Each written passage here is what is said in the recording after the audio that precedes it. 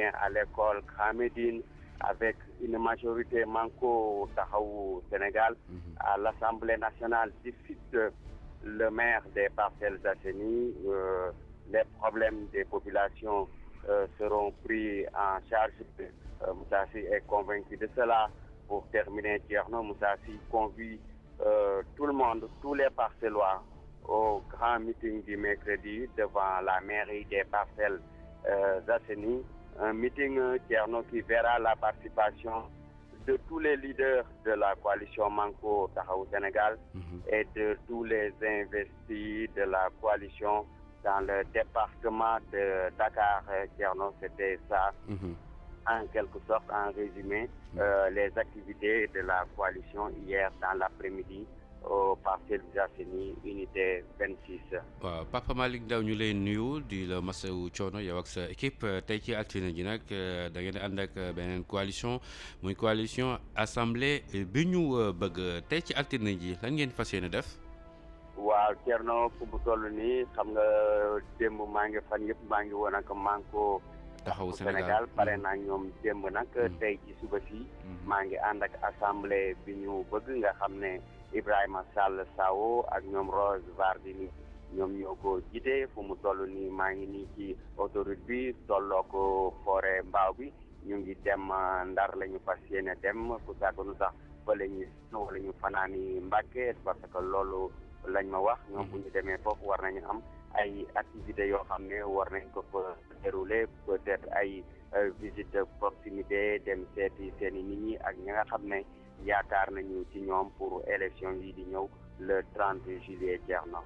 léegi étape bu démb bi démb ngeen doon jeexal ak waa coalition Manko Taxawu Sénégal nga tënkal ñu li ngeen jot a def démb.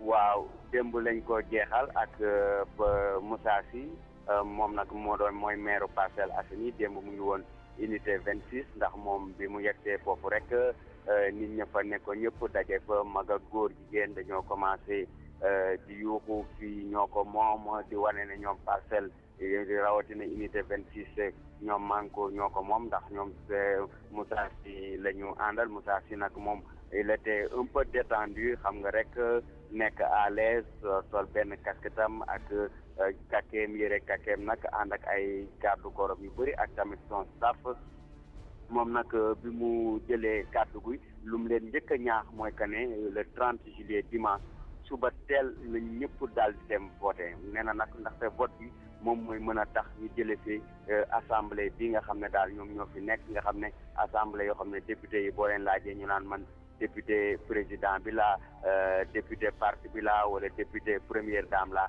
nee na loolu nag dafa war a jóge te nee na loolu li tax mu jóge fii ñun ñëpp dañoo war a dem wuti seen i carte électeur ñu dem jëli seen carte d'identité ci commission yi nekk comme unité 22 unité 25 ou bien école Grand Médine nee na nag loolu rek mooy mën a tax ñu daal di leen dóor gagné waa Benno daal di changer assemblée nationale ba parce que foofu dañ fa bëgg député yoo xam ne daal député askan wi la ñuy nekk député yoo xam ne xam nañu lu askan wi di dund député yoo xam ne duñ fa toog liggéey pour seen askan daal di ko mën a jëriñoo foofu nag nit ñi bëri woon nañ fa torop démb moo tax sax Moussa Sy daal di leen wax nag ne moom xam nga moom sa bisu jot dégg moo démb maa ko dégg ñu naan bisu jot moom dafay def ñett ba ñaari unité lay def te moom lay def ay visite de proximité di dem di nuyu nit ñi di saafonteeg ñoom moom sax nee na leen mu ngi leen di woo ñoom ñëpp àllarba ci meeting bu rëy bi nga xam ne war nañ ko def ci buntu mairie bu Parcelles bi nee na nag ci boobu noonu ñi nga xam ne ñëpp ñooy njiitu coalition bi mu ñoom Idrissa Seck mu ñoom Mansour Moustapha Sy mu ñoom Mansour Sy Djamil mu ñoom Gakou ñoom ñëpp fas yéene nañ fa ñëw ak boole ci ñi nga xam ne ci département Dakar bi ñoom la Manko Taxawu Sénégal daal di tànn pour ñu war a nekk seen i député yu leen di toogal foofu noonu ci assemblée ba Thierno Diallo. di la jaajëfal baax a baax. waa Thierno ndawen bala bi maa jeexal rek. daal di wax équipe bi ma àndal. Ahmed Konté la Moustapha Sanké ak Mamadou Fall ñu koy wax ëmma. di leen jaajëfal bu baax a baax ñu mbel équipe bi Papa Malick ñu wax ne équipe bi bañ a mel ni ndawen bi parce que xam naa fu ñu yàgg lekk moo leen fa yàggal jërëjëf Papa Malick Ndao on va retrouver Younous Diédhiou. Younous, bonjour. Bonjour Thierno. Aujourd'hui, vous êtes avec la coalition Leral avec Maître Diouf. Tout à fait. Aujourd'hui, donc, nous allons démarrer avec le leader de la coalition Leral. Il s'agit de Maître Elhadji Diouf. Maître Elhadji Diouf, donc, qui est dans la zone nord. Aujourd'hui, en principe, il doit commencer à dérouler ses activités à Louga.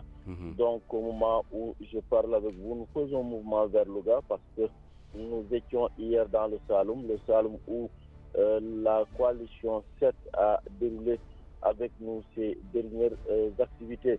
Et il faudrait signaler que Moussa Touré, tout au cours de l'étape du Saloum, a démarré par Kaolack.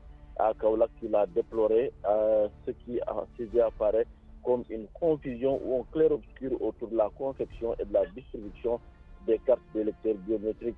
En résumé, le président Moussa Touré s'oppose à toute idée de report du scrutin et exhorte le pouvoir à ne pas franchir le Rubicon, c'est-à-dire le report des élections. Pour Moussa Touré, le ministre de l'Intérieur doit démissionner. À défaut, l'on doit le démettre pour incompétence. Successivement, donc, le leader de cette a sillonné plusieurs localités du département de Nioro dans le Saloum, parmi lesquelles les villages de Panesader dans la commune de Wakouna, le village de Missira, c'est dans la commune de Ngentgei, et la localité de Darou Bitien. Partout, les populations sont revenues sur les problèmes du terroir et l'absence de perspective, un horizon sombre qui pointe à l'horizon pour les jeunes du terroir qui, à leur yeux, sont réduits au chômage. Ils ont exhorté le président Moussa Touré à les accompagner dans la mise en place de projets structurants à même de régler les problèmes du terroir. En retour, le leader de CERT a dénoncé ce qu'il considère comme une malgouvernance et qui a saisi explique tous les maux dont souffre aujourd'hui le Sénégal. C'est pourquoi Moussa Touré a exhorté les populations du Saloum à faire confiance le 30 juillet à la liste 7 pour le retour à l'orthodoxie et aux valeurs de la République. Aujourd'hui donc, comme je vous l'ai dit tantôt, nous retournons dans la zone nord avec Leral, la coalition Leral, j'allais dire. Maître Elhadji Diouf va à la rencontre des populations de cette zone pour leur décliner leur feuille de route pour une assemblée de rupture et des députés entièrement consacrés au service de leur mandat. L'équipe donc qui est à votre service est composée de moi-même. Il y a Shamsidine Ndiaye de RTS Touba. Il y a Ibrahim Ndiaye, il est de RTS Ziguinchor. Il y a Ibrahim Diop, plus connu sous le nom de Diop Seigne Touba. ñu ngi koy ziar bu baax a baax Diop Serigne Touba. Younous Diédhiou, aujourd'hui vous êtes avec la coalition Leral, Maître Elhadji Diouf, attendu dans la zone nord du pays. Oh, tout à fait. Nous sommes avec Elhadji Diouf qui depuis des jours, il faudrait signaler qu'il est dans la zone nord. Seulement en début d'après-midi, il doit commencer ses activités à Louga. Il nous a demandé donc de converger vers Louga. C'est dans l'après-midi que nous allons commencer à dérouler son paquet d'activités qui est orienté ou centré au niveau de la région de Louga. Younous Diédhiou, tey ci altine ji yaa ngi ànd ak coalition Leral, Maître Elhadji Diouf, yan poñ ngeen fas yéene def tey? waaw moo ci fàttali rek Maître Elhadji Diouf fan yii yëpp mu ngi fële nga xam ne nag mooy zone nord. foofu nag la ne di dérouler li nga xam ne nag mooy ay activité politique am. ngir soññi ñi nga xam ne nag ñooy waa gox boobu ñu jàppale ko mu mën a falwaat delluwaat ci assemblée mu teewal li nga xam ne nag mooy soxla askan bi. ñun nag daf ñu jox rendez-vous pour ñu daje fële nga xam ne nag mooy Louga ci fàttali. activité bi war na ko tàmbali ci ngoon. ba tax na ñun dem ba fële lañ noonu fële nga xam ne nag mooy Saloum ndaxte ci nga xam ne nag mooy coalition 7 te Moussa Touré jiite ko moom dem ba lañ waroon terminer programme bi ñu amoon ak moom dem ba nag mu tàmbali ci benn déclaration bi mu def fële nga xam ne mooy Kaolack. bu mu fa yeggee ñaax na ñi nga xam ne nag ñooy nguur gi ñu seetaat bu baax ni ñuy doxalee mbir mi ci lépp li nga xam ne moo jëm ci mbirum defar ak séddale carte d'électeur biométrique yi ndaxte nee na coow li bëri na li nga xam ne nag mooy confusion sax la ko tuddee tax parce que moom jàpp na ne jamono ji kenn xamul li ñuy di wax lan moo ci am ak lan moo ci amul ba tax na ñaax na ki nga xam ne nag moo yor mbirum organisation élection yi mu di ministre de l'intérieur mu démissionné. nee na su ko deful nag ñi nga xam ne nag ñoo ko fa tab war nañ jël seen responsabilité ñu wàccee ko parce que wane na limitam maanaam te leen buñ ci jógee jot na wër gox Saalum nag surtout gox ba li nga xam ne mooy département Nioro dem na ci dëkk yu mel ni Pané Sader te mu ne ci commune wax Nguna dem na dëkk bi nga xam ne nag mooy Missira te mu ne ci commune Gént Gueye dem na tam dëkk bu ñu tuddee Daaru Biite Yen fu mu dem rek askan bi won nañ ko jafe-jafe bi nga xam ne ñoom am nañ ko ñu won ko ni boobu léegi lépp li nga xam ne nag mooy seen soxla ñi ko war a taxaw defuñu ko ba tax nañ moom ñaan nañ ko mu taxaw leen bu baax a baax jàppale leen ci ay projet structurants yi nga xam ne dinañ génne gox bi ci jafe-jafe yi nga xam ne nag moom lañ fa nekkee Moussa Touré dellu si na xamal leen ni jafe-jafe yi rek du foofu rek la ko gisee nee na Casamance ak foofu fu mu jaar nit ñi discours boobu lañ koy wax ma nee na loolu wane na ni réew mi am na problème bi am ba tax na ñaax na ñi nga xam ne nag ñooy doomu Saalum yi ñu jàppale leen ci rek bu weeru juillet di am fukki fan ñett muy am fanweeri fan ci élection député yi nee na nag bu ñu faloo dinañ indi benn xaru kanam assemblée taxaw li nga xam ne nag mooy soxla askan bi. kon Younouss ñu ngi lay jaajëfal. waaw di leen xaar maa ngi lay jaajëfal di la fàttali équipe bi ma àndal. Sam Sidine Ndiaye. moom moo kat mooy suñu caméraman. Ibrahima Diop moom preneur de son la mu ngi fële RTS Ziguinchor. ki nga xam ne nag mooy beneen Ibrahima Diop bi ñu doon koo xam ci turu Diop Sëñ Touba moom mooy suñu chauffeur. Bokati wala Bokajom? yow ba Kajom incha allah. Bokajom Saaful. ok ni gàlle ni Thierno. ok léegi 31 minutes ou 2 minutes en Joola. waaw ni serul matti jaat paami joɓe jonkore wasade sankenende mi ɓe expliqué Louga boji wara jikka mbordi umala ko maître Elhadji Diouf Manarung coalition yankonen leeral jaat pana mik budi bukana kambon karacila manay seni ngan yaari di wana mangu be jumedi mukara mati assemblée nationale dano san emité rampeno mambakar ko bajja fi ndakila ni serul matti foken déjà woli salm jila ko enen di man man jakki ala kom président Moussa Touré na tonton di déclaration nakane Kaolack be kay sem bukana buro matti bukana matti wote ban kana ko jembet man sa kenum ti japam baj mateji majjebete baj matti nana mangi kartas busi jonene di bu sombo sa ciabe bar buri gor bu jupo nala law man man jakki la kenum bukana matti organisation ti élection yala ko ministre de l'intérieur man abil a démissionné yonam akate wanko seno matti nana bu tebu bu lebi da kila angol tajjutum nana sana akatuma kat manje ko kunne non tokku wala no manku den taran manje ko najjutum bamburi gor lebu bajo nana pour mbana jaw di suf sana mening Pané Sader yoy bo babu communauté wax ngona na jobbe misira yo bo communauté Gént Gueye na jaw eski encore en daru bité en bano sambana jawam ko so puissene si dema sanku ci la ko mbon so di man ko mang mana togni di projet san manje so ci jëmbe kané man ko pour si le masikila ne so fay se matériel to bob ci bonane Casamance bano sambana je puissene si le mo sambu kana ko mbonane na so mati élection sami jalen bet na fu len fati ci yefu jëmbe baje kona koni kabanan bu ñen yonon dimanche bu kana ko film liste la nan nanu sanku ci la ko pon nuru assemblée yonkon di ku tegul kunkun kat bab mo famati Sénégal kan manji be jum cebdi mu kana mati ka jol nak haja sati bu kana wote ci panji di bor me la ko Shamsidine Diop ombo RTS Touba Mbacké o me an manje ak ala ko Ibrahima Diop fama ko manjol di kara sakati Diop Sëñ Touba ak ala ko mo chauffeur leli Ibrahima Diop na ko mo preneur de son leli ombo RTS Casamance Younouss Jojo Bokatim. Merci beaucoup.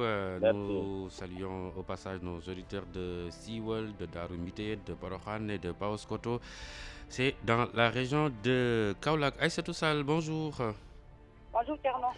Aujourd'hui, vous êtes avec la convergence libérale patriotique, Serigne Mbacké Ndiaye. Hier, vous étiez bien sûr, Aïssatou, avec la convention citoyenne Nenen.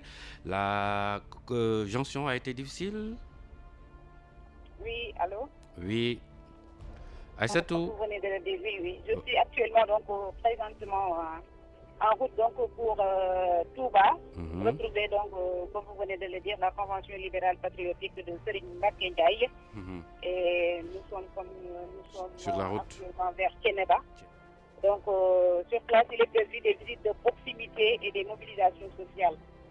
Et Thierno, donc, nous allons revenir sur nos dernières activités avec la Convention citoyenne de Mamadou Bey et Ndéla Madior Diouf, avec qui donc nous étions pendant ces 5 derniers jours. hier termine donc la convention de la convention citoyenne Nenen était à Yeumbeul, Guédiawaye et Rufisque. À Yeumbeul, la tête de liste Mamadou Gueye s'est rendue donc dans 3 sites où des meetings ont été organisés par ces militants, en majorité des jeunes fortement donc mobilisés. Et ces jeunes l'ont accompagné durant tout le trajet. En s'adressant à ces jeunes, le leader donc de la convention citoyenne Nenen leur a dit d'être ambitieux, croire qu'ils peuvent être des dirigeants et changer les choses.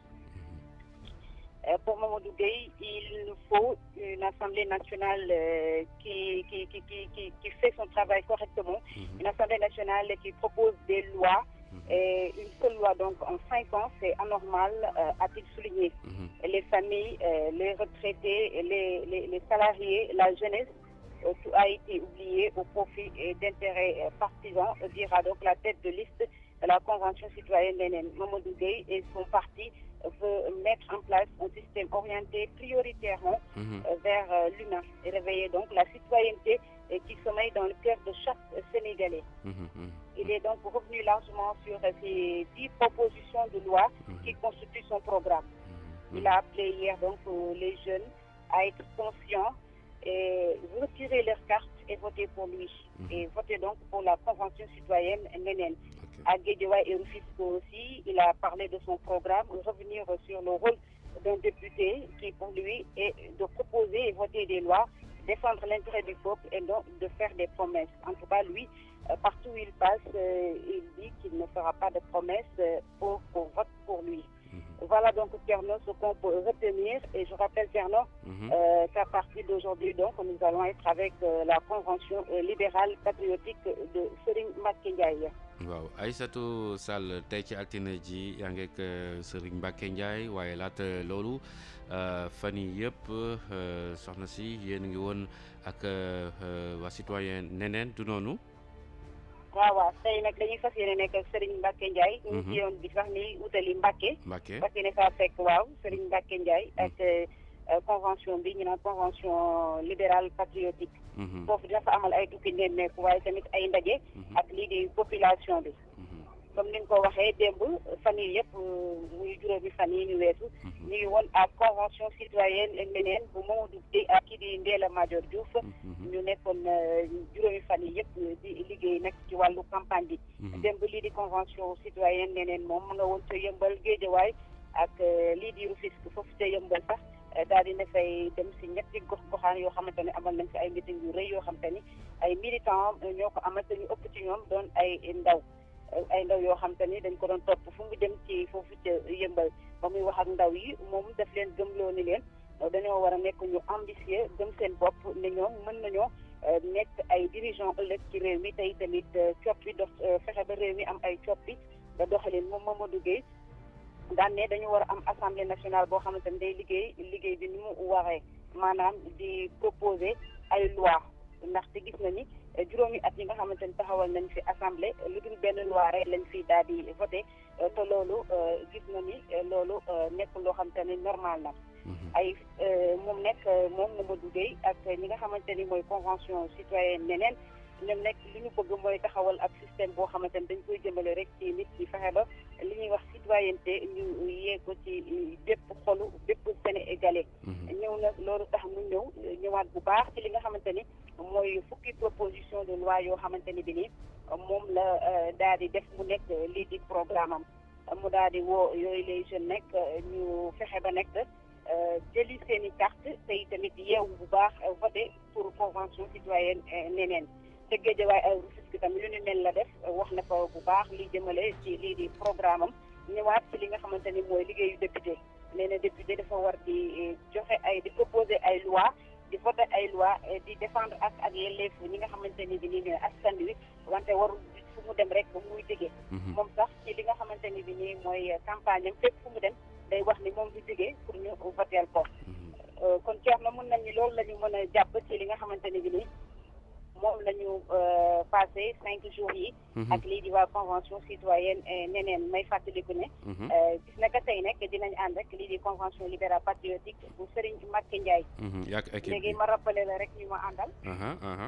waaw ñi ma àndal ci liggéey bi di Kader Diaw nekk ci logistique bi. Pape Sidi Dia nekk ci caméra bi ak kii di Matek Gassama mi yor wàllu son bi. ok ñu ngi leen di jaajëfal baax a baax kii bi ngeen àndal convergence libérale patriotique Serigne Mbacké Ndiaye ñu koy xaar tey ca Mbacké foofu sa Mbacké nag dañuy nuyu bu baax a baax di ziar Mame Diarra Bousso Gaye Mbacké ñu ngi rafetlu bu baax a baax kàddu yi ci ak SMS yi jaajëfal Ndiaga Gueye nekk ca Ndiambour foofu ca Louga di leen jaajëfal ci marque de sympathie bi ñu am di ñu envoyé SMS di ñu woo tamit ci portable bi Aminata Mbengue Fall, bonjour. Bonjour, Diallo. Voilà, bon, aujourd'hui, vous êtes avec la coalition Ndawi Askan Wi. C'est bien cela.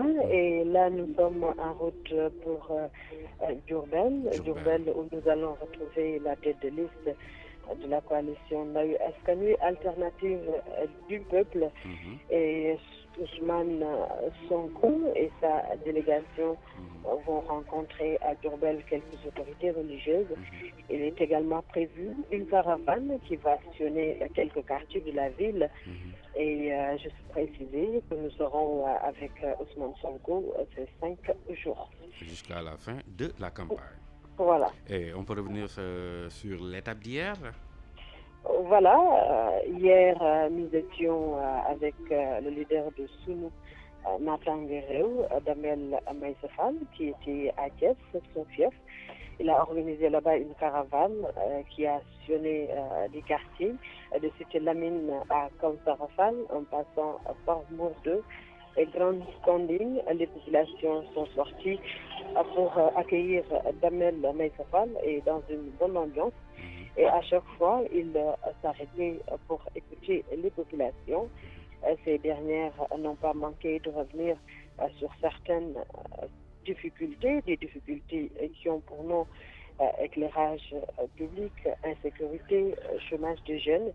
Et l'autre question qui préoccupe au plus haut point les Thiessois est liée à la régie chemin de fer qui faisait jadis la fierté des Thiessois, autant de problèmes auxquels il faudrait trouver des solutions. Et pour cela, la tête de liste, la vraie rupture de notre estime qu'il faut voter pour sa liste lors des législatives afin de porter ces problèmes à l'Assemblée nationale. Et pour finir, il les a invités à aller récupérer leur carte pour pouvoir voter le 30 juillet prochain. Aminata Mbengue Fall tey yaa ànd ak coalition Ndawi Askan Wi bu Ousmane Sonko ñu ngi leen di séenu ca Njaareem. Voilà fi mu toll nii sax mi ngi nekk ci yoon bi jëm ci Diourbel. foofu nag ki nga xam ne moom mooy Ousmane Sonko nekk tête de liste bu coalition Ndawi Askan Wi alternative du peuple ak ni mu àndal fas yéene fa amal ay activités. gannaaw bu ñu demee waxtaan ak yenn autorités religieuses yu nekk ci dëkk ba fas yéene ñu amal benn caravane. mu war a wër dëkk ba ngir waxtaan ak ñi nga xam ne ñooy askan wi ñu jàpp ne rek fii la campagne bi di jeex ki nga xam ni mooy Ousmane Sonko moom la ñuy nekkal. nag démb Aminata yaa ngi wok sunu naataange réew rassemblement pour la dignité et la prospérité. Voilà, c'est bien cela démb la ñu jeexal. ak ki nga xam ni moom mooy tête de liste bu sunu naataange réew. di Damel Maïssa Fall nekkoon fa li nga xam ni moo di Thiès. dëkkam. nag mu amaloon fa ab caravane. dem ci quartier yu ci mel ne Cité Lamine ba Kawsara Fall ñu jaar ci Mourdeux ak Grande Standing. foofu nag population bi génn nañ accueillir ko ci ambiance bu neex lool te xumbul mais à chaque fois da doon taxaw ci kanamu askan wi ngir déglu leen saafonteeg ak ñoom waxtaan ak ñoom. ñoom nag ñu profité ci occasion boobu ngir dellu si ci yenn jafe-jafe yi nga xam mi ngi am ci diwaanu Thiès ci yenn quartier yi jafe-jafe yooyu mën nañ ci jàpp lu jëm ci wàllum lëndëmaay éclairage public. lu jëm ci wàllum insécurité wala bokk ndaw yi nga xam ne amuñu xëy ñeneen ñi question bi leen gën a soxal mooy lu jëm ci wàllum régime chemin de fer ba am na ci sax yenn cheminots yoo xam ne dañu dem retraite xamal nañ ni ñoom jafe-jafe bi ñu gën a am mooy jot léeg-léeg ci seen pension retraite dinañ toog ay weer yoo xam ni duñu jot li nga xam ni moom mooy seen pension. loolu nag ki nga xam ne mooy Damel Maysa Fall xamal leen ni bu ñu bëggee ñu am ci ay saafara faaw ñu voté bi nga xam ni moom mooy la vraie rupture ngir bu demee fële nga xam ni mooy assemblée nationale mu mun fa yóbbu seen i doléances yooyu moom nag ci njeexital bi ñaax na leen ñu dem retiré ji seen i carte moom gis na ni wax ji neex na xumb tegi yooyu yëpp am na solo waaye li gën a am solo daal moom mooy dem récupérer seen ay carte ngir bu bés ba ñu mën a voté sànni ki leen neex. waaw bu ngeen ma ko permettre rek ma dellu ci équipe bi nga xam ni ñoom laa àndal. ci caméraman bi muy Maman Ndiaye. preneur de son bi di Diagne. logistique bi itam di Pape Diop ñu leen di jaajëfal bu baax. voilà ñu ngi lay jaajëfal bu baax a baax Aminata Mbengue Fall ak équipe bu mu àndal coalition Ndawi Askan Wi ak Ousmane Sonko ñu leen di seenu tey ca Diourbel où vous nous recevez sur 100.9 et 96.0. Coucou au chef de station le doyen Cheikh Fall et à toute son équipe, l'équipe d'Aminata Mbengue qui a pris certainement la nationale 3, Thiès, Khombole, Bambey, Diourbel, Mbacké-Ville, Touba, Dara, Linguère jusqu'à Ourossogui, c'est la nationale 3. Ousmane Mbengue, bonjour. Ousmane Mbengue qui est déjà parti pour aller à Louga. Il faut donc prendre la nationale 2 avec Ousmane Mbengue qui suit aujourd'hui la coalition Manko Wattu Sénégal. En attendant de le retrouver kon mbokk yi tey nag ci suñu rubrique leeral dañuy waxtaanee maanaam li nga xam ne ni mooy mode de scrutin maanaam lu jëm ci wàllu palu député yi ñu si bëri dañuy dégg ñu naan man dañ may inscrire si liste départementale ñii ne leen national mbir mi na lay demee bu ñu demee ba assemblée nationale mbir mi tamit nan la war a tëddee ñaar ñoo war a nekk national ñaar ñoo war a nekk ci départemental bi ñu déglu si leeralu Ndiaga Sylla xam-xamam màcc ci mbirum élection jokkoo ci téléphone ak Arona Gaye. kon nuy dalal Ndiaga Sylla xam-xamam màcc jëm ci wàllu mbirum wote ci ñaareelu numéro seen ponk bi di leeral waaw Ndiaga député yi nu leen di tànnee ak bu ñu leen tànnee nan la ñuy xamee ku ne lan nga ci cëroo ci wàllu mbirum parti ban mën a yegg assemblée nationale. waaw mu mel ni bi ñu jógee ci constitution bi yeesal bi ñu ko doon yeesal nga xam ni léegi dañoo may suñu mbokk yi nga xam ne dañu nekk bitim réew ñoom ñuy fal ay député loolu tax ñu yokk député yi tey seen lim moo ngi toll ci téeméer ak juróom benn fukk ak juróom léegi nag ci lim boobu juróom benn fukk yi dañ leen di fal maanaam ci liste nationale téeméer bi ak juróom nag dañ leen di fal ci département ñenn ñi ci département bitim yi nekk ci biir réew mi ñeneen ñi ci des ñu fal leen ci département bitim réew département yi nekk ci réew mi dañu wax ni département bi gën a tuuti le dina am benn département bi ëppale juróom-ñaar mu mel ni Dakar moo ëppale Mbacké am na juróom Pikine am juróom benn yeneen département yi ñaar la ñu am fukki département ak ñaar yoo xam ni ku ci nekk benn nga am maintenant nag bitim réew moom dañ leen a wax ni dañoo diviser adduna bi ay continent bu ci nekk ñu def ko département moo tax dafa am département Europe Afrique ñu def ko maintenant ñeenti département Afrique du Nord Afrique de l'Ouest Afrique de l'Est ak Afrique du Sud ku ci nekk ñu am député yu fay fal Amérique tamit mu am député yu fay fal ñu boole ko Canada am aussi Asie bi nga xam ne moo ëmbaale Arabie Saoudite ak yooyu ak Moyen-Orient donc ku ci nekk dañ fay fal ay député bu ñu ko falee député nag niñ leen di tànn nag citoyens yi ñoom ñooy dem bi su voté yi xam nga nag benn xob la ñuy tànn ci biir xob boobu dina am ñoo xam ni liste bi ñu jël dafay am ñoo xam ne dañu leen tabb ci liste nationale bi am na ñuy tabb ci liste départementale bi waaye ci benn vote boobu ci la ñuy voteel en fait donc ñi nekk ci liste proportionnelle bi ak ñi nekk ci liste raw gàddu bi su ko defee nag ñi nga xam ni maintenant ñoom ñoo nekk ci liste nationale bi niñ leen di tànnee bu élection yi jeexee ci ngoon dañuy jël xob yi département bu nekk ginnaaw bureau de vote bi commission bi wax li nga xam ni donc am nañ ko commission nationale bi dajale lépp muy Sénégal ak bitim réew su boobaa ñu ni léegi maanaam Sénégal li mu sàngam ñoo wote ñu ni nag ci li mu sàngam bi kon juróom benn fukk député la ñu may liste nationale bi dañ koy jël lim boobu maanaam diviser ko par 60 ñu génn li ñuy wax quotient national bu bële passé doonoon nag ñaar ak juróom benn junni parfois mu dem ba jigéen ñeent fukki junni maanaam xob yoo xam ne soo ko amee di nga am benn député su boobaa nag maintenant ñi nga xam ne am nañu ëppal loolu saa bu ñu amee lim boobu rek dañuy am député bu loolu weesoo dina am ñoo xam ne xëy na amuñu lim boobu mais mu am siège yu des moom la ñuy wax répartition plus fort rek su boobaa dañuy xool ki nga xam ne desi na moo gën a bëri ñu jox ko loolu tax assemblée nationale bii ñu passé am na ñoo xam ne amuñu woon lim bi ñu doon laaj juróom-ñaari lit yoo xam ne amuñu lim bi ñuy laaj waaye mujj nañ teew assemblée nationale léegi nag su loolu jeexee nag maintenant ñu ñëw si département yi muy département fii ak département bitim réew foofu li mu député bi ni mu toll rek parti bi nga xam ni maanaam moo ëppale donte benn voix la ëppale sax mooy jël lépp moo tax ñu naan raw gàddu maanaam Dakar ki si gagné mooy jël juróom-ñaari siège député yëpp ku gagné Mbacké yaay jël juróom yëpp ku gagné Thiès yaay jël ñaar yëpp ainsi de suite ñooñu ñi nga xam ne dañu tabboon ci liste bi gagné ñoom ñooy dem siège assemblée nationale mais su boobaa nag nekkatuñu en fait député parti bi leen tabb wala liste indépendante bi leen tabb wala coalition bi ñu tabb dañuy nekk député ngir teewal askan wi. jërëjëf Ndiaga Sylla ma fàttali yow expert électoral nga sax xam dafa màcc jëm ci wàllu mbirum wote nga nu doon leeralal ay mbir ci ponk bi nuy wooyee leeral ci wàllu jëm ci askan wi ñeel élection député yi. jërëjëf Arona Gueye ak kii mu dalaloon di Ndiaga Sylla xam-xamam màcc lool ci mbirum élection mu ñu leeral lu jëm ci wàllu palum député yi wax na ko sànq ñi ñu war a fal si liste nationale ak départementale. Seydina Aline Fall, bonjour. Oui, bonjour Thierno. Vous êtes bien avec la coalition Benno Bokk Yakaar? Affirmatif, Thierno, nous sommes avec la coalition Benno Bokk Yakaar. Donc actuellement nous sommes à Saly. Donc la délégation doit se rendre tout à l'heure à Ngazobil, ensuite Joal, Fimela, Ndiosmone, puis Fatick, où doit se tenir un meeting. Donc retenez que pour cette journée, il y aura un seul meeting qui se tiendra à Fatick. Donc pour hier, la délégation, la tête de liste de la coalition Benno Bokk Yakaar, donc c'était rendu à Popenguine. Bien avant, on s'est rendu à Diamniadio, Pout, Sébi. Donc à Popenguine, la tête de liste de Benno Bokk Yakaar donc a rencontré les populations, a rencontré également les politiciens qui étaient là-bas.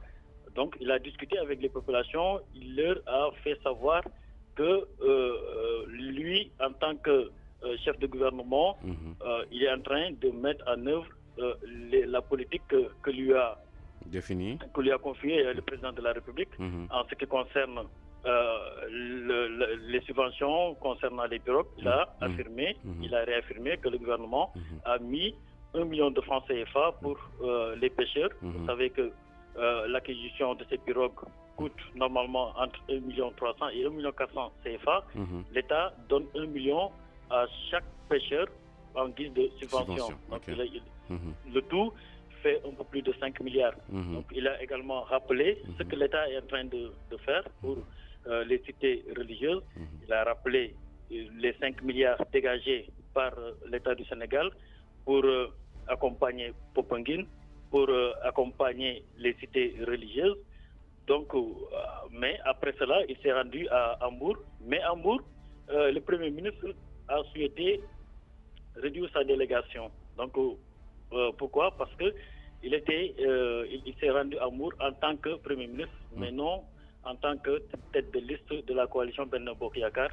Et cela pour présenter les condoléances du gouvernement, les condoléances de la nation, mais les condoléances du président de la République aux familles des victimes du drame survenu au stade Demba Diop. À Hambourg, le Premier ministre accompagné d'une forte délégation des alliés de Benno Bokk Yakaar, notamment Ousmane Tanor Dieng.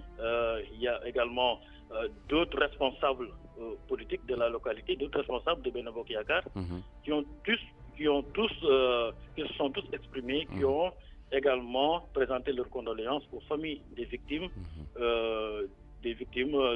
du drame survenu au stade Demba Diop. Là-bas aussi, le Premier ministre a rappelé que le gouvernement est en train d'accompagner donc ceux qui ont été touchés par ce drame. Des psychologues ont été dépêchés pour accompagner les victimes. Les blessés sont pris en charge. D'ailleurs, le Premier ministre a rappelé que pour chaque famille de victimes, l'État a accordé une somme, donc 2 millions CFA pour chaque famille de victimes, 5 millions pour les médicaments et autres. Les blessés sont entièrement pris en charge par l'État du Sénégal. L'accompagnement psychologique se fait. Il est venu en attendant, l'arrivée du président de la République. Le président de la République qui lui aussi doit se rendre à Hambourg pour également présenter les condoléances de la nation. Et ce sera après les élections? Voilà, après les élections, les condoléances de la nation aux familles des victimes. Le Premier ministre de rappeler que la justice est en train de faire son travail et que les responsabilités seront situées. Donc il a demandé aux populations de Mbour, aux familles des victimes, de patienter, d'attendre que la justice fasse son travail et que toutes les responsabilités seront bien entendu situées. Okay. Donc il a apporté le soutien du gouvernement, son soutien, son appui à toutes ces familles qui ont été touchées par ce drame. Okay, mais bien avant que à Diamniadio, le Premier ministre avait rappelé, parce qu'il y avait des rumeurs concernant le report de ces élections, mais le Premier ministre a réaffirmé que le calendrier sera maintenu et que ces élections se tiendront bien évidemment à date échue. Vraiment à date échue. Le dimanche prochain. C'est ça. Seydina Alioune Fall yaa ngi coalition Benno Bokk Yaakaar ñu ngi leen di xaar Saly wala yéen a ngi Saly ba pare. waaw Thierno maa ngi lay nuyu fu mu nekk nii ñu ngi Saly. ñu ngi Saly depuis démb fa la ñu fanaan ñu ngi nii di waaj a quitté. ngir dem ci yeneen localité na xam nga nag tey jile. dañu am benn meeting boo xamante ne nii Fatick lañ koy amal. nag tey benn meeting waaw moom la coalition Benno Bokk Yaakaar bi di amal. foofee ca Fatick. wante nag laata ñu yegg foofu ca Fatick dina am ay localités yoo xamante ne saa ñu fa jaaree Premier ministre dina taxaw wax ak population bi. jël ki nga xamante ne nii wala ñi nga xamante ne nii ñooy responsable politique yu localité yooyu. tey nag dinañu jaar Ngazobil Joal Fimela Ndiosmone laata ñuy dem Fatick tey benn meeting la ñu am te daan nañ am ay ñett ba ñeenti meeting ci bés ñu fàttali ne dinañu war normalement coalition Benno Bokk Yaakaar ci tournée bi muy def tournée nationale bi yëpp dinañu war a am lu toll ak fanweeri meeting yoo xamante ne nii dinañ ko amal ci campagne électorale boobule wante nag ay points lay doon.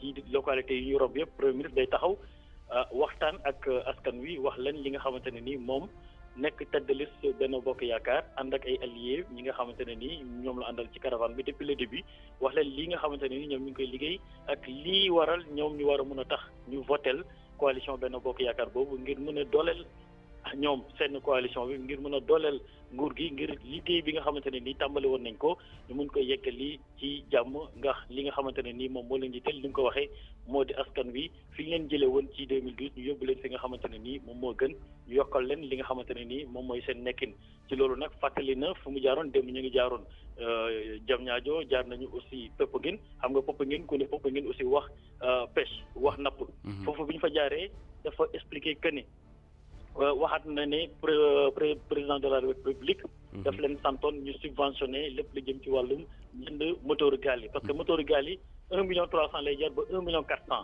président de la République ne woon nañu subventionné loolu ndaxte ñu mën a fexe ba ñii di pêcheurs yi mbir mi yomb ci moom ci ñoom loolay tax na ba 1 million CFA le gouvernement bi jël jox ko pêcheur bu nekk bi nga xamante ne nii da nga fas yéene jënd gaal gouvernement bi dina la jox 1 million. bu ko defee pêcheur bi 300,000 wala 400,000 képp moom lay fay. loolu nag nee na gouvernement bi daf ko def ngir jàppale pêcheurs yi. foofee nag ca Popenguine aussi ni mu koy defee ci yenn cités religieuses yëpp nee na joxe nañ fa 5 milliards pour li nga xamante ne ni moo di sanctuaire marial bi ñu defaraat ko. bu mu fa jógee nag ci la dem Mbour bu ñu demee Mbour nag premier ministre dafa ne moom mooy tête de liste Benno Bokk Yaakaar mais dafa ne dafa wàññi sax délégation bi foofu dañ fa dem amul benn xumb amul dara dañuy wàññi délégation bi mu dugg ci benn oto boo xam ne nii bokkuloon nag oto campagne bi. bu dem mu ne bu mu fa ñëwee ñëw fa en tant que tête de liste mais dafa ñëw en tant que premier ministre. ngir jëppal njaalam njaboot yi ñi nga xamante ne nii ñoom ñoo loru ci li fa amoon ca stade Demba Diop. bu fa ñëwee nag xam la ne am na ndimbal boo xamante ne nii gouvernement bi defoon na ko te loolu yëpp nag président de la république moom moo joxoon instruction ñu def ko bu mbir mi amee ci guddi gi ba ay 2 heures du matin ba ci ëllëg sa lépp président de la république moom moo piloté loolu ci loolu tamit dafa ñëwaat ngir indi njaalu président de la république ngir indi njaalu nation bi ngir indi njaalu gouvernement bi nu wax na tamit ne 2 millions dinañ ko teg ci loxo bépp famille victime ci loolu nga xam ne amoon na foofee ca Demba Diop wax na tamit ne dina am 5 millions boo xamante ne nii def nañ ko ngir jënd médicament lépp lu jëm ci wàllum ñi di blessé am na xaalis boo xamante ne teg nañ ko ci ñi nga xamante ne mooy stade de Mbour ñoom ñëpp nag teewoon nañ foofu wax nañu wax yu rafet yoo xamante ne nii ngir xamle ne gouvernement bi li mu waroon def na ko ngir xamle tamit ne lii nga xamante ne moo di yoon te yoon fu mu nekk nii mu ngi xool ngir ba xam responsabilité fan la premier ministre nee na yoon dina def liggéeyam ba nga xamante ne nii responsabilité yëpp dinañ ko suivre. am na ay psychologue yoo xamante ne nii tamit yebal nañ leen foofee nga xamante ne ni moo di Mbour ngir ñi nga xamante ne dañoo amoon ay gaañu wala dañu fekkoon mbir moomu lee ñu jàppale leen ba ñu traversé épreuve yooyu lee loolu nag le premier ministre xam la woon démb fu mu nekk nii ñu ngi nii di waaj a dem Fatick foofee nga xamante ne fa la ñu war a amalee beneen meeting. bu Benno Bokk Yaakaar. ok donc Seydina Alioune nga fàttali ñu équipe bi nga àndal laata ñu lay jox daje ngoon. waaw wax nga dëgg Thierno fu mu nekk nii man maa ngi ànd ak Clarisse Samb moom moo nekk ci son bi. Clarisse Samb Ndiaye maa ngi ànd ak Pape Belem moom moo yor caméra bi. ak suñu chauffeur bu jàmbaare bi di Lamarana Keita nga xamante ni vraiment jàmbaar la ndaxte kilomètres yi ñuy daw yëpp. zone nord bi est bi sud bi ba yéegaat fu mu nekk nii. ñu ngi yéegaat pour ñëw Dakar. Bravo à Lamarana et à toute l'équipe qui suit la coalition Benno Bokk Yaakaar actuellement à Saly. Merci à Seydina Alioune Fall que nous allons retrouver certainement cet après-midi. Awa Cissé, bonjour. Awa Cissé, bonjour. Awa Cissé qui est aujourd'hui avec la coalition gagnante Wattu Sénégal. Et la première question qu'on va lui poser, c'est la suivante. Est-ce que Awa s'est remise en fait du choc de Sibassor? Awa Cissé nag la ñu àndal léegi yéen a ngi ci route de la campagne ci rajo Sénégal juróomi fan rek moo des ngir ñi nga xam ñooy candidat yi jamono ji di dakaan baatu askan wi ñu tëj campagne électorale bi waaye laata loolu jamono ji ñenn ñi ngi Dakaru ñeneen ñi si yeneen diwaan yi ànd ak équipe bu jàmbaaru RTS ñoom ñëpp ñu ngi leen di jaajëfal. Awa Cissé nous revient. Awa, bonjour. Awa, on a quelques problèmes avec Awa Cissé qu'on va devoir retrouver dans un instant. À défaut de Awa, on retrouve Elisa. Bonjour Elisabeth. Bonjour Thierno Diallo.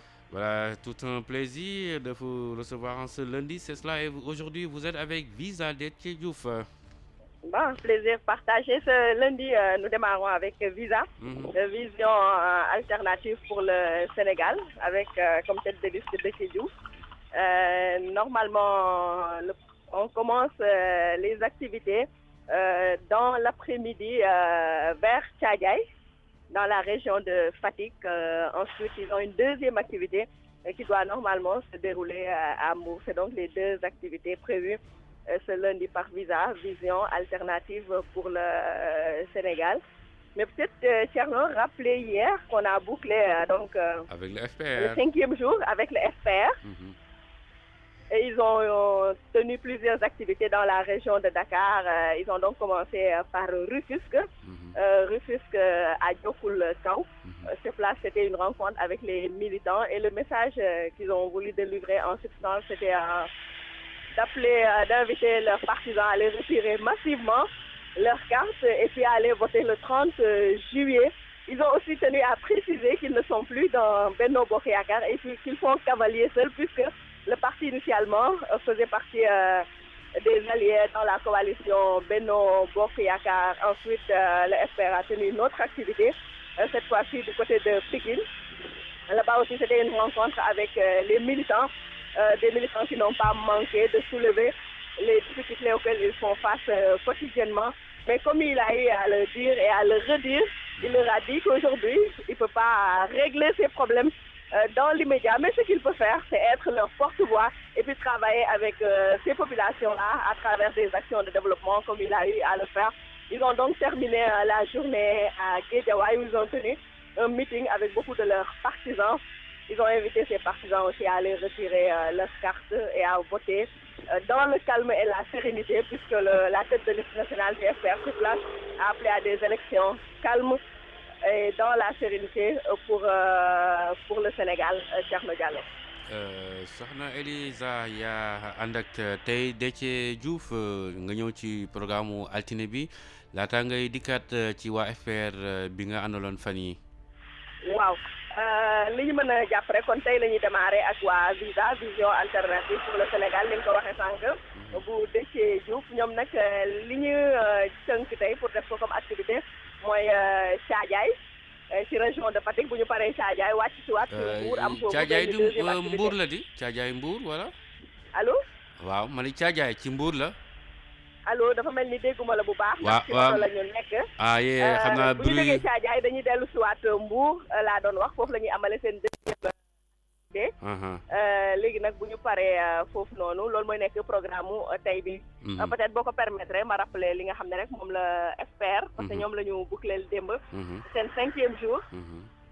mooy daal di amal ñetti waxtaan ci région de Dakar lañ defee seen activité yëpp Rufisque la ñu commencé foofu nag mbooloo mu takku lañ fa fekk ñooñu yëkkati seen i mbëbët xam nga Rufisque lu jëm ci wàllu problème mu assainissement ak yeneen moom nag nee na leen bu leen nee tey suba bu demee assemblée day régler yi les problèmes mu ne da leen di wax loo xam ne rek du dëgg te bëggatul ñun ñu leen di nax ci yooyu mu ne li mu mën mooy bu yeggee loolu nga xam ne seen mbëbët la mu koy yeggee fa mu ko war a yeggee jooyee ko fa mu ko war a jooyee leneen li mooy na leen ñoom ñëpp ñu jëli seen i carte le temps ñu voté liste FPR mu leeralaat leen ne ñoom bokkuñu coalition Benno Bokk Yaakaar ca lañ nekkoon waaye ci législative bi ñu ne dañuy def cavalier seul ñoom kese ñoom dañu ber seen liste fas yéene dem ci jongante bi ba ñu jógee foofu Pikine la ñu dem foofu itam askan wi xam nga Thierno jafe-jafe yi am ci banlieue yi ñoom itam fësal nañ seen i problème jafe-jafe yi ñuy am rawatina nawet bi ak mbënd mi ak yooyu bu dee sax am na jéego yoo xam ne ñoom d'accord nañ ne gouvernement bi def ko ñu ne daal def na daal am na yu bëri ñu war a def loolu tamit même discours la leen tenir ne leen nañ voté liste FPR ñu am ay député yu bees yoo xam ne askan wi rek moo leen ñor askan wi lañ ci nekkal mu ne lu weesu loolu lépp nag moom dina continuer di liggéey ak ñoom ci ay action de développement ndax moom ci développement rek lay yëngu laata sax muy dugg ci politique Géejawaay nag leen jeexale am foofu meeting boo xam ne mbooloo mu tax ku ñëw fa ñëwoon Thierno Diallo loolu kon lañ mënoon jàpp ci activités yi nga xam ne rek ci FPR def nañ ko démb mu doon dernier jour bi nga xam ne ci la ñu nekkoon ak ñoom kon ñu ngi lay jaajëfal laata nga ñuy fàccul équipe bi ñu lay jox daje ngoon incha allah waaw équipe bi bi ñuy nekkoon ak FPR rek ñoom ñooy continuer muy Mansour Dia ci caméraman comme caméraman Mohamed Chor comme preneur de son Modou Wagué comme moom moo féete ci logistique bi ok kon Elisa on se donne rendez-vous donc cet après-midi à partir de 16h et on se retrouve sur les routes de la campagne avec Elisa qui est donc à Thiadiaye. Yolande, bonjour. Bonjour Thierno.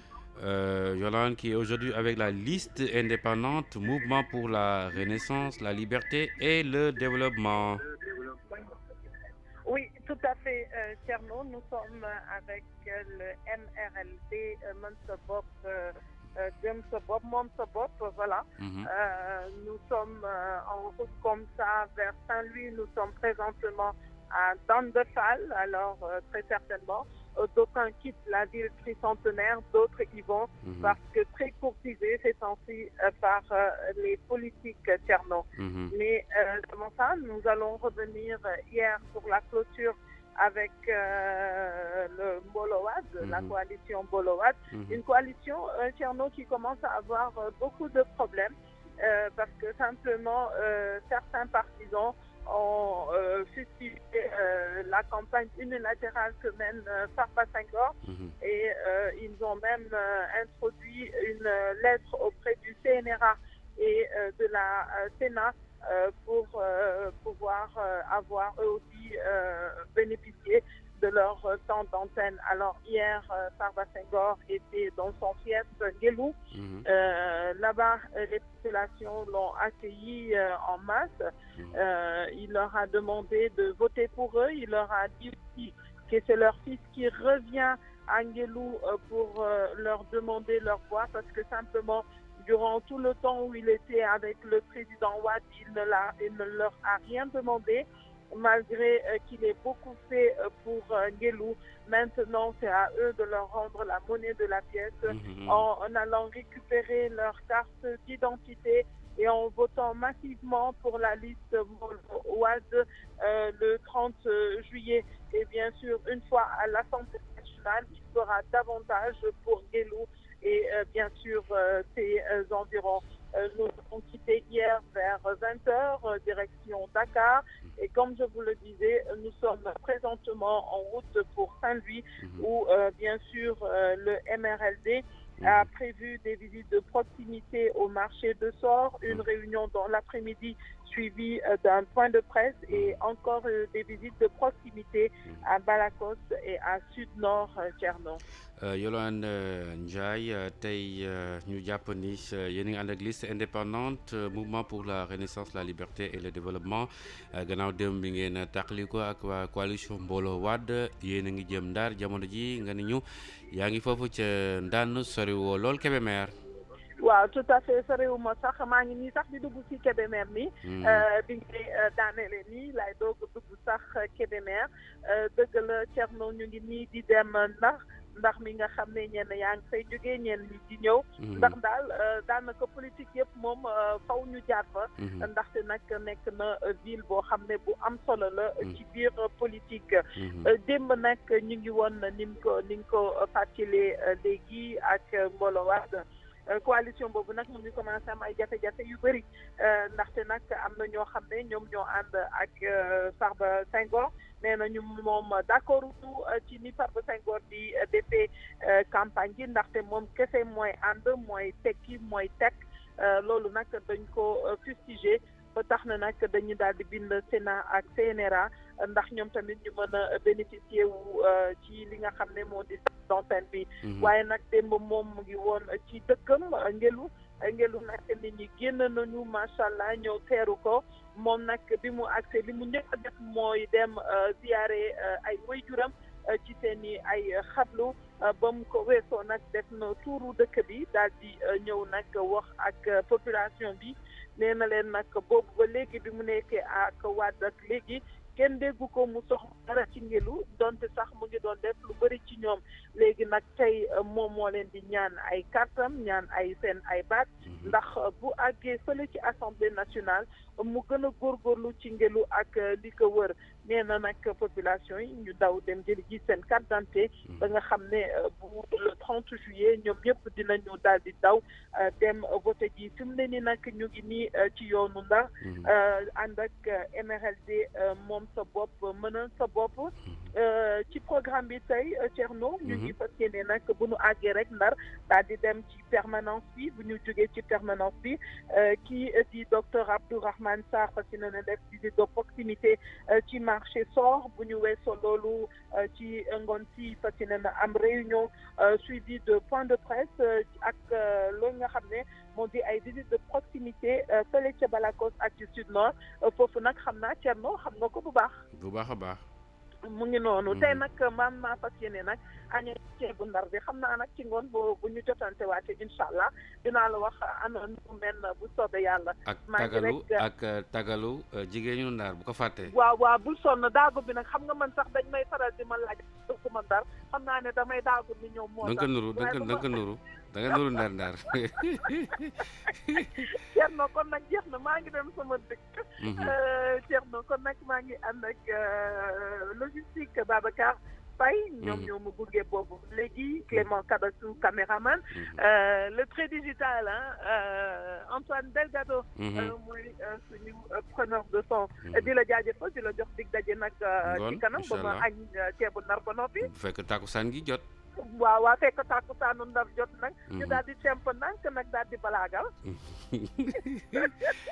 jërëjëf kon ñu ngi lay xaar sànce ba Guet Ndar ak goxu Mbàcc foofu ci Langue de Barbarie yi nga xam ni environ 80 000 habitants un quartier de pêcheurs merci à Yolande. Ousmane Mbengue bonjour Ousmane Mbengue borom Ñambour ñu ngi lay nuyu Ousmane Mbengue que nous allons retrouver dans un instant. Et puis le débat provoqué par Moustapha Diakhaté, président du groupe parlementaire Benno Bokk Yakaar, sur un report de quelques jours de la date des élections législatives afin de permettre aux électeurs de disposer de leur carte. Est-il pertinent à votre avis? Vos réponses sont attendues cet après-midi à 17h30 dans la campagne des auditeurs. Vous pouvez appeler au 33 849 12 45 laata ñuy jotaat Ousmane Mbengue di leen fàttali tey gannaaw bi nga xamee ni coow li nga xam ni Moustapha Diakhaté yëkkati na ko muy président groupe parlementaire Benno Bokk Yaakaar ci assemblée nationale bëgg ñu dàq élection bi ay fan ngir ñu mën a may yenn électeurs yi jot seenum carte ndax loolu na ngeen ko gisee seen tontu nag ñu ngi koy xaar ci tey si ngoon ci campagne des auditeurs bu 5h30 jotee fii si rajo Sénégal ngeen woote ci 33 849 12 45 teg.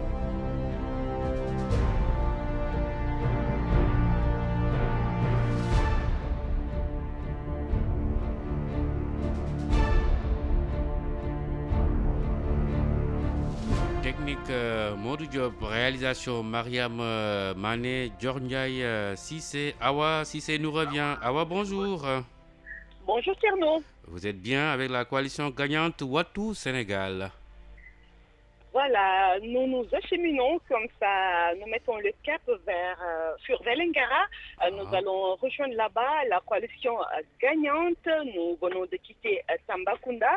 Nous sommes sur la RN6 après avoir discuté avec le mandataire de la coalition qui nous a demandé de le rejoindre à Vélingara.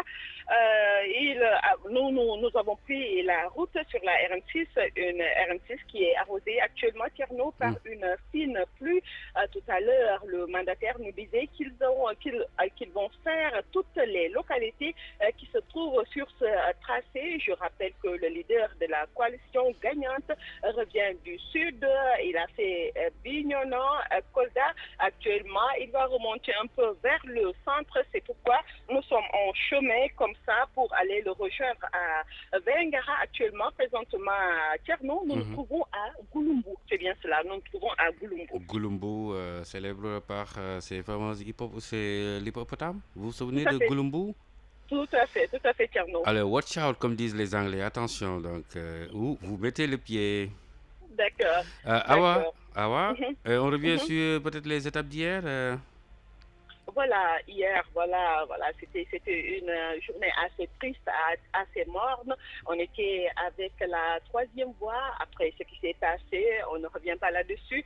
Alors, la présidente ou bien le leader de la coalition troisième voie a décidé de suspendre toutes ces activités. Ce matin, on a essayé de les joindre pour prendre des nouvelles pour les blessés et voir si celui qui était décédé a été inhumé ou pas. Mais malheureusement, on n'a pas pu les joindre. Mais juste rappeler que hier, voilà, la troisième voie Eutascan, lui, n'a pas fait d'activité, juste une déclaration pour présenter ses condoléances à la famille, mais également revenir sur ce qui s'est passé, cette imprudence de certains chauffeurs, cette irresponsabilité pour encore alerter pour plus de sécurité sur les routes. Soxna Awa Cissé tey yaa ngi ak coalition gagnante Wattu Sénégal yaa ngi ci yoonu Vélingara. Tout à fait, Thierno.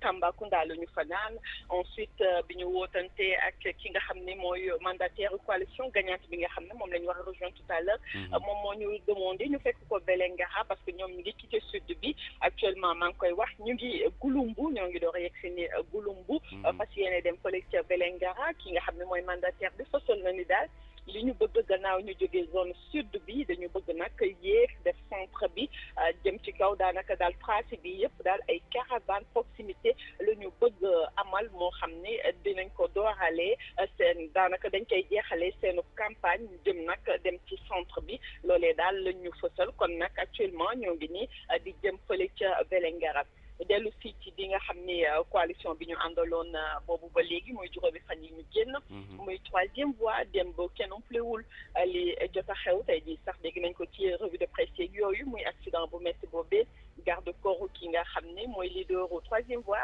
ñàkk ci bakkenam jamono ji xëy nañu woo leen doon nemmeeku ndax amoon na ñaari blessés quand même yu amoon nag ay blessures assez sérieuses ñu nekkoon fii nga xam ne mooy hôpitalu Kaolack mais jotuñu leen pour xool ñooñee nu ñu fanaanee ak loolu waaye daal ñu jàpp ni ki nga xam ne mooy leaderu troisième voie moom nag dafa décidé démb ci déclaration bi mu def gannaaw ba mu jaalee ñi nga xam ne ñooy njabootu Mame Cheikh Diop moomee décidé daal di suspendre li nga xam ne mooy ay activité am ba jëmmi jamono ñaawlu li ñu gis ci tali bi ndax li ko provoqué fàttali ko rek mooy camion bi taxawoon amul benn signalisation ñoom nag ci la ñu dal ba kooku ñàkk si bakkanam dellu si daal ngir ñu yokk kaaraange gi daal di gën a nag taral li nga xam ne moo jëm ci ay daan ci fànn woowee ndax daal yenn saa yëf yi daal dafay mel ni maa tey Thierno Diallo. ñu ngi lay jaajëfal baax a baax Awa Cissé 11h24 sur les routes de la campagne nous met à Ndiaganiao et on va retrouver certainement après Ousmane Beng on va retrouver Demba Malik Mbodj qui patiente. Ousmane Beng, bonjour. Oui, bonjour Thierno Diallo. Vous êtes bien aujourd'hui avec la coalition Manko Wattu Sénégal. Oui, c'est bien ça et nous sommes à l'entrée de Nguekho sur la route de Mbour, précisément devant la réserve de Bandia. Oui, après vous nous décrivez un peu la réserve. Voilà, peut-être on y reviendra tout à l'heure. Certainement. Bon, direction Kaolack parce que nous avons quitté ce matin la permanence de la coalition Manko Wattu Sénégal aux environs disons une heure de route qui nous a amené donc jusqu'ici à Nguekho où la caravane donc s'est arrêtée pour nous permettre un peu de revenir sur cette étape-là que nous entamons par Kaolack où le leader de la coalition Manko Wattu Sénégal, Ousmane Faye, va effectuer une visite de courtoisie auprès des chefs religieux. Il ira rendre visite au Khalif de Léona Niassène, mais également celui de Medina Baye et d'autres foyers religieux. Proximité, oui, c'est ce qu'il prévoit de faire et de rencontrer ses militants au niveau de Kaolack. Voilà pour le moment ce qu'on peut retenir comme programme pour ce qui est de la coalition Manko Wattu Sénégal avec qui nous démarrons donc aujourd'hui, je précise bien, la caravane a quitté ce matin la permanence de Pikine pour aller sur Kaolack. Tierno, pour revenir un peu sur les étapes d'hier, les derniers instants que nous avons passés avec le Parti pour la vérité, le Parti de la vérité pour le développement de Sokhna Dieng Mbacké. Hier, nous avons eu une journée très chargée parce que nous avons été à Bambey pour remonter et revenir à Dakar au niveau de la banlieue, en passant d'abord par Rufisque, Kounoune, Keur Massar et Mbao et enfin Pikine. Je disais que c'était une journée très chargée où donc nous avons visité ces différentes localités à la rencontre donc des têtes de liste et ceux qui sont investis en tout cas sur la liste nationale. Ces militants et responsables qui ont effectué donc des rassemblements et qui ont mis l'accent un peu partout sur la philosophie du parti, ses attentes par rapport justement à cette 13e législature qu'on va bientôt vivre à partir du 30 juillet, après bien sûr les élections. Les responsables que nous avons rencontrés ont tous lancé cet appel aux militants et responsables et en tout cas aux populations de leurs différentes localités à voter massivement la liste du PVD, le Parti de la vérité pour le développement, pour, dit-il, apporter des changements au niveau de l'Assemblée pour un équilibre des trois pouvoirs, le pouvoir législatif, le pouvoir exécutif et le pouvoir judiciaire. Voilà en tout cas ce que nous pouvons retenir pour ce qui est de la coalition du Parti de la vérité pour le développement qui a donc visité dans les 5 jours 4 régions, Thiès, Louga, Saint-Louis, Diourbel, en plus de Dakar. Au total, plus d'une vingtaine de localités que nous avons sillonnées ensemble avec la délégation qui s'est rendue donc dans ces localités à la rencontre de ces militants pour porter le message du PVD. loolu daal la ñu mën a jàpp Thierno ci li nga xam ni moom la ñu entamé woon démb tey nag comme ni ñu ko waxee rek ñi ngi ak coalition Manko Wattu Sénégal ba ñu jógee ca permanence su Pikine baag léegi war na mat waxtoog lu topp fu mu toll nii ñi ngi dugg nañ sax Nguekho ndax ñi ngi ci réserve bu Bandia jamono yi wax ak yéen jëm nag diwaanu Kaolack. Ousmane Faye mi nga xam ne moom moo jiite coalition Manko Wattu Sénégal tey nag dafay door daal visite de proximité nemmeeku ay kilifa diine ku ci mel ne xalif bu Léona Niassène xalif bu Medina Baye waaye it yeneen i kilifa diine yoo xam ni ñu nga ca diwaanu Kaolack gannaaw gi nag dina dajeek ay militants foofu ca diwaanu Kaolack ngir saafanteeg ñoom ak waajal li nga xam ni moom moo di législative yi nga xam ni wax nañu lu ñu ci bëgg rek mooy fexe am ay député yu takku ngir nag mën a taxaw bu baax askan wi ci seen i soxla kon pour desiwaat rek ci démb nga xam ni ci la ñu jeexal ak parti de la vérité pour le développement bu Soxna Dieng Mbacké démb ñu ngi woon ca diwaanu Bambey jóge fa wàññeeku jaar ca diwaanu Rufisque Kounoune ak Kër Massar Mbao jeexale Pikine ci guddi gi muy tournée marathon boo xam ni daal dem nañu ci ànd ak ñi nga xam ni ñoom la ñu investir ci liste parti de la vérité pour le développement ñoom ñëpp ku ci nekk yëkkati kàddu wax ni daal bëgg nañ askan woteel leen ngir ñu indi ay coppite ca biir assemblée nationale fexe ba pouvoir yi muy ñetti pouvoir yi di pouvoir législatif pouvoir judiciaire ak pouvoir exécutif ku nekk mën a def sa liggéey na mu waree te kenn du interférer ci liggéeyu jàmbur maanaam mu am équilibre ci wàllu pouvoir yi ba ci nag ku nekk war a mën a taxawee ci anam yi ni moom nga war a mën a taxawee loolu la ñu nemmeeku ci kàddu yi nga xam ne si yëkkati nañ ko ci dëkk yooyu yëpp nga xam ne moom la ñuy dem fàttali ni daal PVD ci juróomi fan yi nga xam ne àndoon nañu ak ñoom dem nañ ci juróomi région maanaam Thiès Louga Ndar ak Diourbel waaye it banlieue bu Dakar lu toll nag ci ñaar fukki dëkk dem nañu fa ngir nag fekk fa seen i militants yi waxtaan ak ñoom ci li nga xam ni moo aju ci élection yi ak li ñu bëgg ñu taxawee ko ngir nag PVD mën a am ay député yu doy nguur taxawu askan wi ci biir assemblée nationale. loolu la ñu mën a jàpp kon Thierno Diallo. ñu ngi fàttali ni équipe bi ñu ngi ànd ak ki nga xam ne mooy Alé Thiam Sarr mi nga xam ne mooy yor caméra bi. kii di Cheikh Mangara yor li nga xam ni mooy son bi maanaam preneur de son logistique di maam Thierno Niang. jërëjëf Ousmane Mbengue tey ànd ak coalition Manko Wattu Sénégal ak Ousmane Faye jamono ji nee na mi ngi Ngexoox di ko jaajëf lu baax a baax dañuy dem Ndiaganiao jaar Saly jaar Mbour jël Sandiara bien sûr ñu ngi si National 1 retrouver Demba Malick Mbodj Demba bonjour. Bonjour Thierno, et vous êtes à 102 km de Dakar. Ok jóge nga ci fële capitale du rail ak Ripagne tey moom xam naa Ripagne du am. waaw tey caravane la. fii ci à travers les rues de Ndiaganiao nag nga xam ne fii la kii di Diegane Sène nekkoon fi ministre nekkoon fi 8e président vice-président à l'Assemblée nationale bàyyee ko.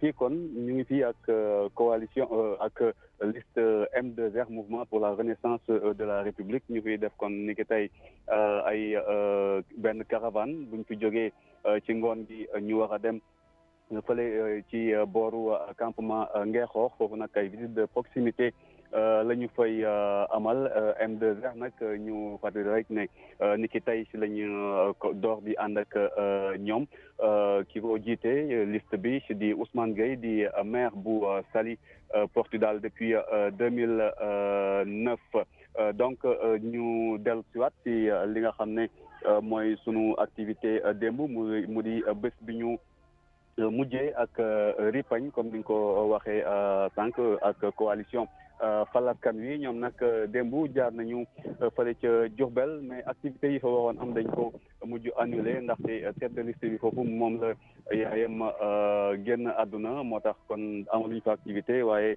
ki nga xam ne moo di Talla Sylla dem na def ay visite ay xameelam bokk ci Serigne Mahfous Mbacké foofu ca Grand Diourbel boobu nag la fa jógee dem ba fële ca Mbacké foofu nag ca Mbacké mu am fa accueil bu am solo ndaxte lu ëpp ay fukk ay oto yu bëree bëri ñu sol leen ay militants yu sol ay t-shirt yu rouge ñoom ñoo ko accueillir de l'entrée ba ci biir ville bi foofu mu taxaw amal fa ab discours di ŋaññ li mu ne moom la direction générale des élections naaf ci li nga xam ne moo di bulletin de vote am bi ndaxte ni ngeen ko xamee Talla Sylla ak coalition Fal Askan Wi seen bulletin dafa am photo moom Talla Sylla ak photo ki nga xamante ne moo di tête de liste nationale bi di Serigne Saliou Bousso mu ne waa direction générale des élections en tout cas administration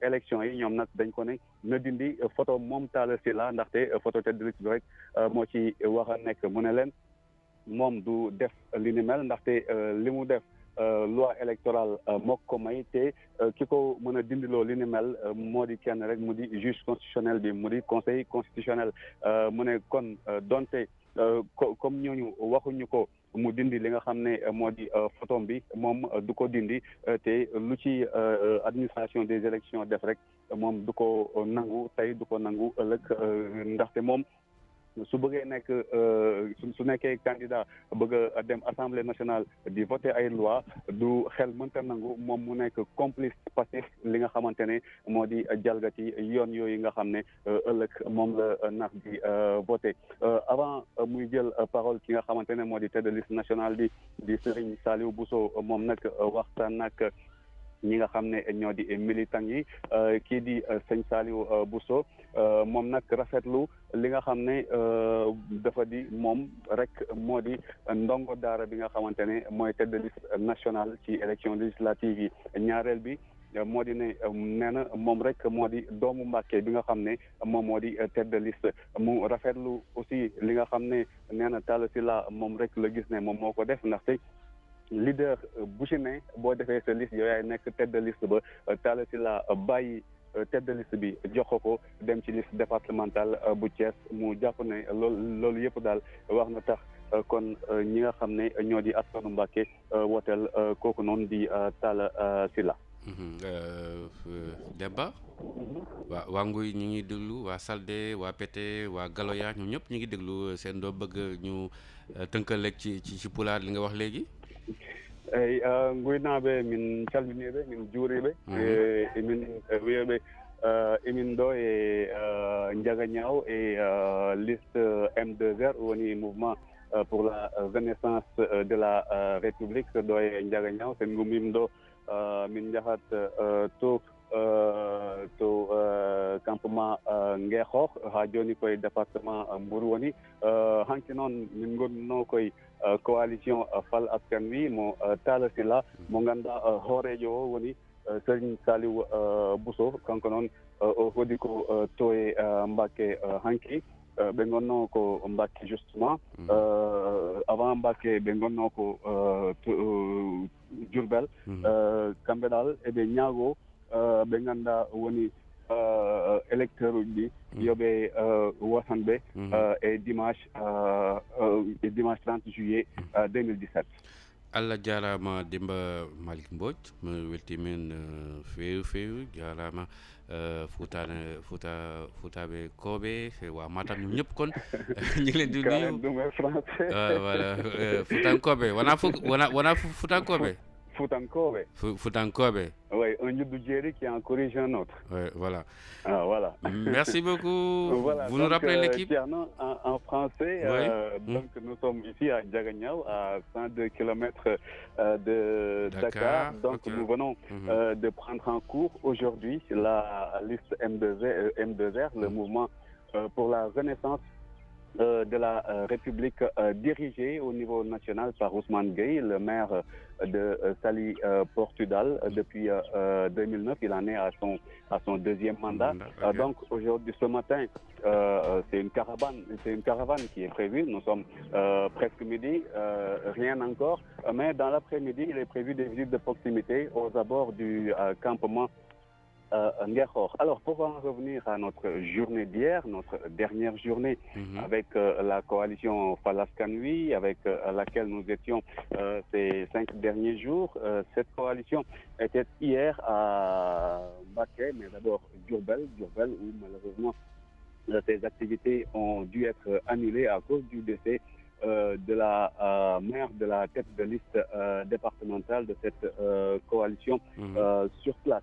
Mais n'empêche, Talla Sylla en a profité pour des visites d'amitié, notamment auprès de Serigne Mahfous Mbacké, chef religieux basé à Grand Diourbel, derrière l'hôpital régional Henrik Leucke.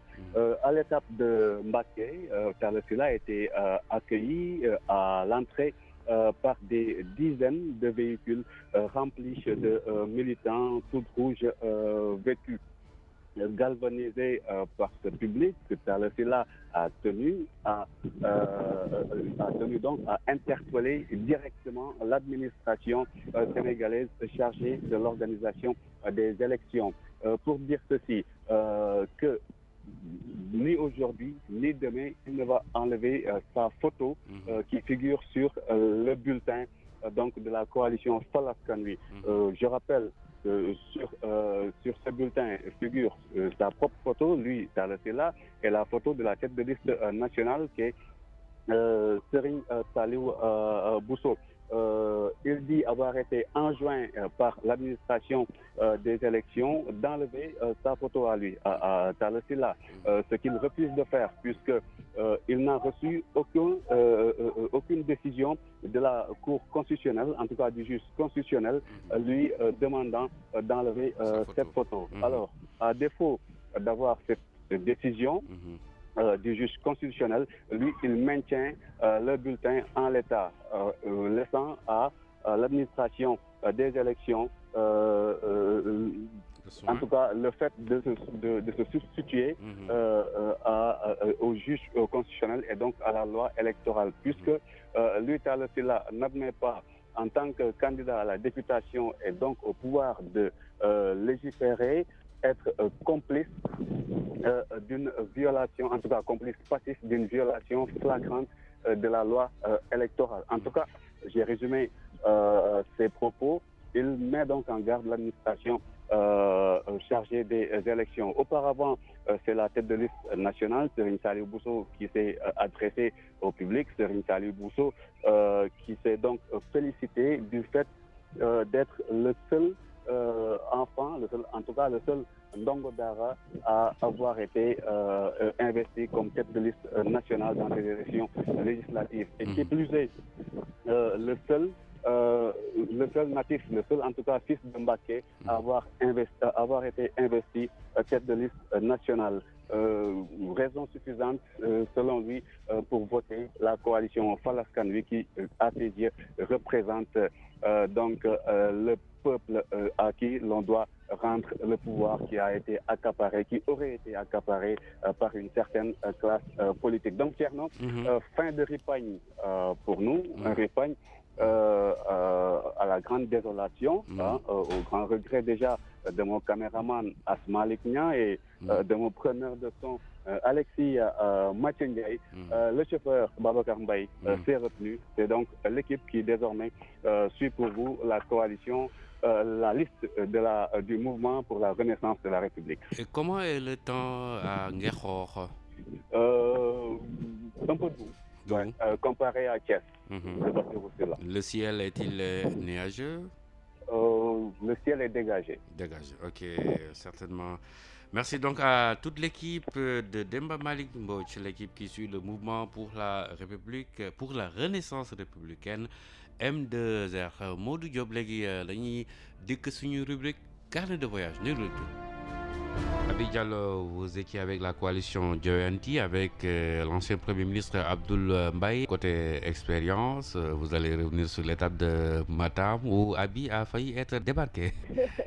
Voilà, Abi a failli être débarqué parce que seulement elle a fait son et ce serait un sacrilège.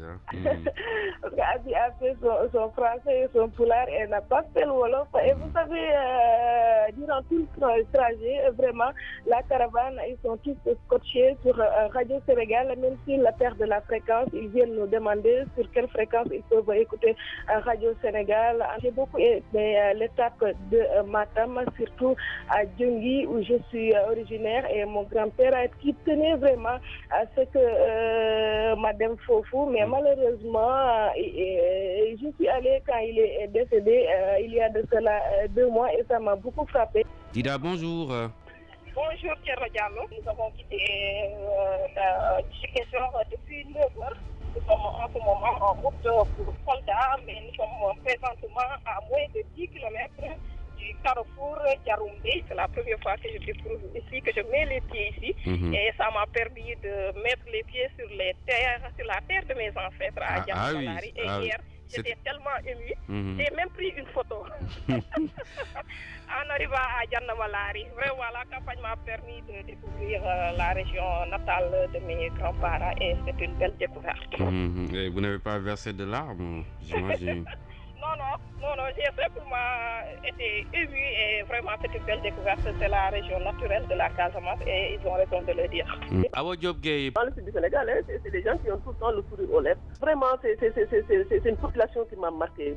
Dañuy ree rek tout le temps le sourire au bout du lait, très accueillant. Et puis solidarité, voilà, c'est vie en société.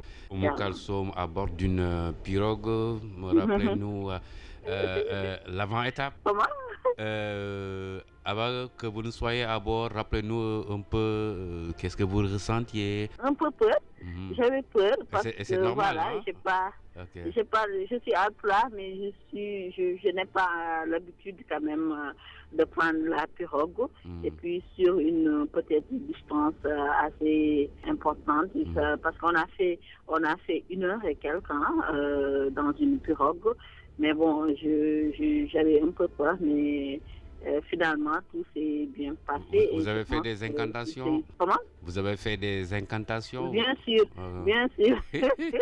À un moment, bien sûr, j'en ai fait avec les vagues et tout. Donc, voilà. Mais bon, finalement, tout s'est bien passé et c'est une expérience de plus. Jean-Baptiste? Oui. bu ko du ma la retenir li ñu may laaj loo rek mooy Arona Gaye différence bi nga gis diggante ceebu jënu Ndar ak bu Casamance. C'est vrai que Casamance c'est aussi du riz entier. Quelle est la différence? Non. Arona Saint-Louis mooy capitale mondiale du ceebu jën. Et sacré book up Jean-Baptiste Book Up, carte de voyage qui se poursuit. daañu ñëw si yeneen étape rawatina Papa Malick Ndaween bi nga xam ne dafa saalit waaye nag li ngeen xamagul mooy fi ma nekk fii si studio bi dama coincé parce que bunt bi mënatul ubbi léegi nag SOS la ñuy lancé ndax Thierno day des ci studio bi te jamono ji clim yi taaluñu ko Marie-Jo Faye xam ngeen ni mu mel moom mi ngi may joxañ ne moo ak Moustapha Diop ma wut basang lal ko waaye nag SOS daal la ñuy lancé loolu bokk na si carnet de voyage bi ñuy retenir Arona bu ko fàtte la porte donc du studio est restée coincée et je vais devoir attendre xaw ma nag lay xaar fàttali kon suñu mbokk auditeurs yi ci lu jëm ci campagne des auditeurs xam ngeen ni Moustapha Diakhaté dafa yëkkati ay kaddu mooy président groupe parlementaire Benno Bokk Yaakaar ne bëgg nañu toxal élection yi ay fan ngir ñu may ñi nga xam ne jotuñu seen carte ñu mën a wote ji la ngeen xalaatee mbir moomu seen tontu ñu ngi koy xaar ci bu 5h30 fii ci rajo Sénégal campagne des auditeurs avec Papis Bali 849 12 45 ñëwoon nañ ci ba tey ci leeral dalal fi Ndiaga Sylla di expert électoral mu dikk ak ñun ci li nga xam ne palum député yi liste yi ñuy dégg départemental ak national fii nag la ñuy tàggoo waaye nag xanaa damay toog di xaar parce que buntu bi jamono yi dafa coincé séeréer yi ñoom ñu ngi kontaan ku mel ni Marie-Jo Faye mi ngi kontaan waaye soxna Sidi Mariama Mané ak Dior Ndiaye ñu ngi may ñaanal ma génn ak jàmm Adja Fatou Sarr moom tamit ma ngay ree waaw mi ngi ree waaw añ bi jotagul mën naa muñ Modou Diop à la technique au micro Thierno Diallo réalisation Mariama Mané Dior Ndiaye Cissé merci également à Marie-Jo Faye toute l'équipe de la RTS coordination Khali Amadou Narfal et François Xavier Thiaw merci également à nos chers superviseurs toujours aux aguets Cheikh Diop Mamadou Thior Maguette Diop Mbacké sous l'œil vigilant et l'oreille attentive du directeur de la radiodiffusion nationale Michel Diouf. Merci et à cet après-midi 16h.